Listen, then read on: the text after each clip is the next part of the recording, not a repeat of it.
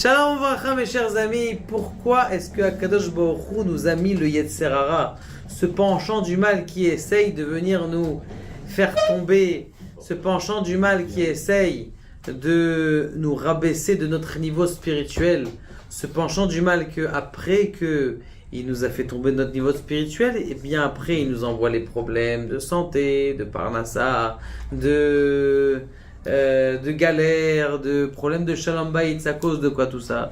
C'est à cause de ce Yetzer Hara. Pourquoi, bon sang, Akadosh Baruch Hu a décidé de nous mettre le Yetzer Hara? Et comment va-t-on faire pour se battre contre lui? Quel est notre motto essentiel pour pouvoir se battre contre le Yetzer Hara? Eh bien, mes chers amis, il faut savoir qu'il est marqué dans la paracha quelque chose de très sympa. Il est marqué Yissachar, Hamor Garem. Traduction littérale, mais qui n'est pas Issachar, donc c'est un des 12 tribus qui s'appelle Issachar. Qui est-ce qui l'a engendré? C'est le Hamor. C'est grâce au Alan. Hamor Gorem, c'est lui qui l'a emmené.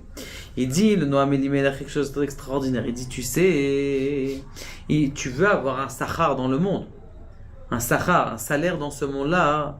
Eh bien, la seule raison pour laquelle tu vas avoir un salaire, c'est parce que Hamor Gorem, c'est qu'est-ce qui l'engendre? C'est parce que tu as un Yetzer Hara à l'intérieur de toi. Si tu n'avais pas de Yetzer Hara, tu n'aurais pas eu de salaire. Toute la raison pourquoi est-ce qu'on va te donner un salaire, c'est parce que tu as le libre arbitre. Et tu as le libre arbitre, tu sais pourquoi? Parce que le Yetzer Hara, il est pas à l'approche de toi pour te faire tomber. Il est là dans ton téléphone, il est là dans ta poche, il est dans ta télévision, il est là dans la rue pour te faire tomber à chaque instant. Et à la synagogue qui te fait parler, qui te fait dire du lashon hara sur la belle-mère, sur la grand-mère, sur le camembert qui est pas la cachère, et encore des longs de, comment on appelle ça, listes de penchants du mal qui sont là à te faire tomber. Mais c'est grâce au fait que tu te dépasses et que tu vas pas tomber dans ton Yetzer Hara, eh bien c'est ça qui est gorem que tu vas avoir un salaire. Yissachar, ton salaire, Hamor Garem, c'est l'âne qui est à l'intérieur de toi qui l'engendre. Le fait ta vie animale, ta partie animale qui est à l'intérieur de toi, c'est ça qui fait en sorte que le fait que tu la laisses pas se propager, c'est ça qui fait que tu auras un salaire. Et dans ce monde-là, dans le monde futur. Et il dit encore plus, Moshe Roé Even Israël, Misham Roé Even Israël. Il dit le Bil'am, il dit c'est quoi ça, Roé Even Israël? On voit la pierre d'Israël. Il dit c'est quelque chose d'extraordinaire. Il dit, tu vois qu'il y a une pierre. Dis-moi, cette pierre c'est une embûche. Il dit non, c'est pas du tout. Grâce à cette pierre-là, de cette embûche, c'est grâce à ça que tu vas sauter et c'est grâce à ça que tu vas monter à la force et à la tête comme Yosef en tant que prince.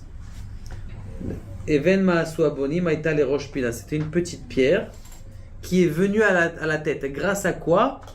Grâce au fait que Yosef, il a fait attention à ses yeux, il a fait attention avec qui il allait, eh bien, c'est devenu à la tête d'Israël. Il dit Rabbi Nachman de Breslev, quand quelqu'un il a des tentations et qui se bat contre ces tentations pour ne pas tomber dans ces tentations, surtout en plus ces tentations de pantalon, eh bien, c'est grâce à ça que tu vas être les Rosh Pina. Tu vas être à la tête. Maintenant, il y a quelque chose d'extraordinaire. Il y a une autre passouk qui est marquée Vaikra Livno Yosef. C'est marqué que Yaakov, il a appelé pour bénir son fils. C'est marqué Vaikra à son fils, les Yosef. Il fallait lui dire Vaikra Livno Yosef. Pourquoi Livno les Yosef? Pourquoi est-ce que tu dis Livno le Yosef? Réponse. Il dit lorsque tu veux appeler ton fils, Beno, c'est ta construction. Quand tu rajoutes dans ta Kedusha, tu fais attention à ce que tu fais comment on appelle ça, tu fais une barrière encore plus grande dans ta Kedusha, dans ta sainteté, eh bien, celui-là, Akadosh Baruch Hu, il va lui donner un fils. Un fils, ça veut dire quoi? C'est une construction matérielle. Plus quelqu'un, il va faire attention à sa sainteté, plus Yosef, c'est quoi Yosef? Livno le Yosef. Sa construction, elle va être grâce à Yosef, grâce à sa sainteté. Eh bien, c'est ça qui va faire en sorte que, eh bien, il va se construire, il va se développer intellectuellement, il va se développer comme on avait spirituellement, il va se prendre matériellement aussi.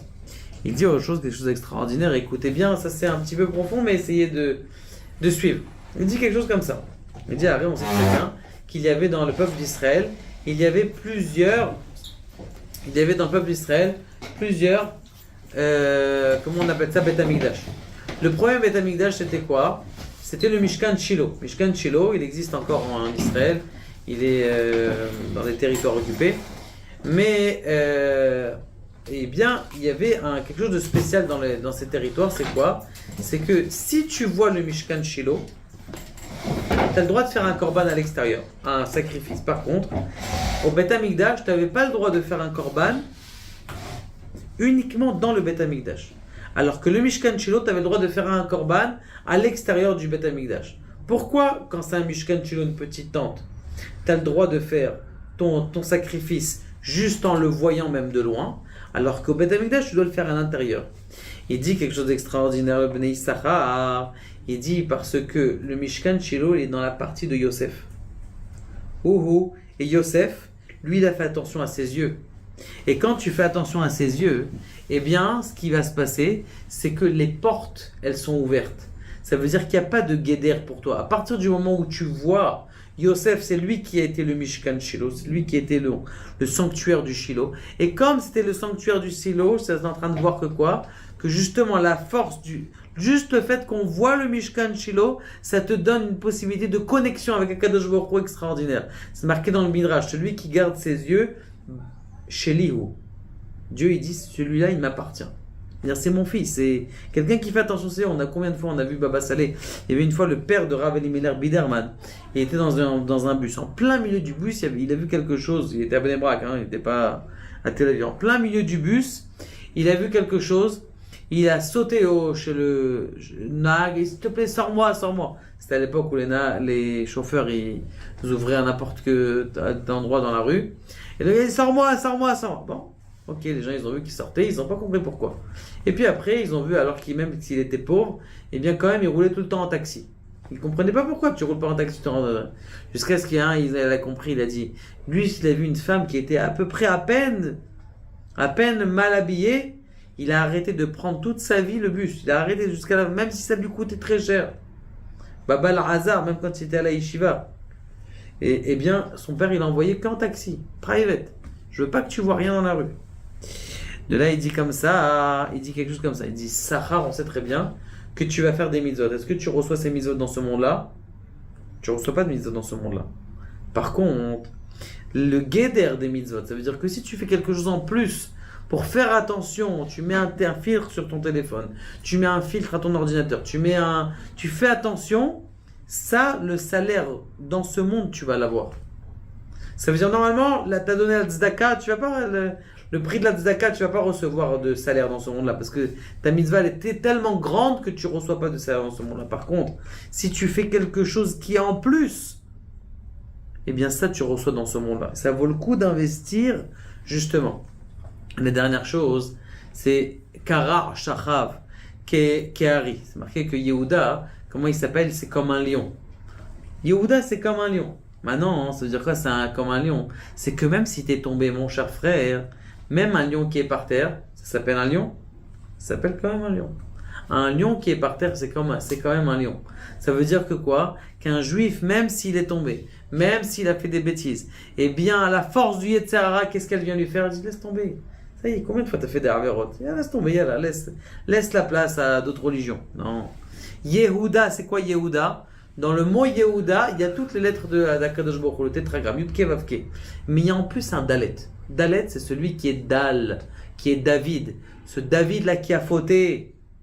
Même si tu as fauté, tu es resté un lion. Tu restes quand même un lion si tu as fauté. Pour te dire que quoi? Que le Ham Israël, c'est un peuple qui est vainqueur de son Yetzer Hara tout le temps. Et que même s'il est tombé, il sait se relever comme David Améler qui a pleuré pour faire teshuva. Et Kadosh Baruch Hu, il a accepté sa teshuva. C'est quoi la force du Yetzer Hara? C'est quand il t'a refroidi.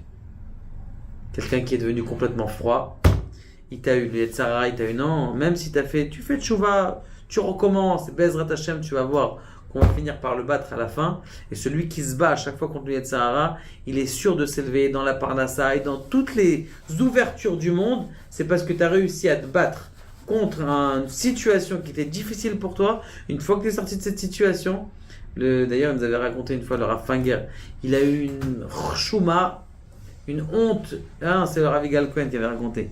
Il avait une honte, quelqu'un, il aurait pu le truc, mais il n'a rien dit du tout. Dans l'heure qui s'est suivie, ils l'ont appelé de la radio, ils lui ont dit, est-ce que tu veux pas faire comment on appelle ça, une tornite à la radio, ça veut dire tu veux faire une diffusion à la radio de tes cours. Tu te rends compte, ça veut dire à la radio, il y a 100 000 personnes qui écoutent à la radio. Ah non, lui, il s'est retenu. Il a dit, je vais pas faire honte à la personne qui m'a fait honte. Et en fin de compte, Baruch Hashem, grâce à ça. Donc, chacun, il va avoir des difficultés dans la vie. Cette difficulté, sache, regarde au bout. Tu vas voir, il y a de la lumière qui va venir. Et parce que tu as réussi à être mis de Gaber contre Yetzer Hara à la fin, tu vas finir par Be'ezrat Hashem avoir une délivrance extraordinaire. Baruch Adonai, Amen.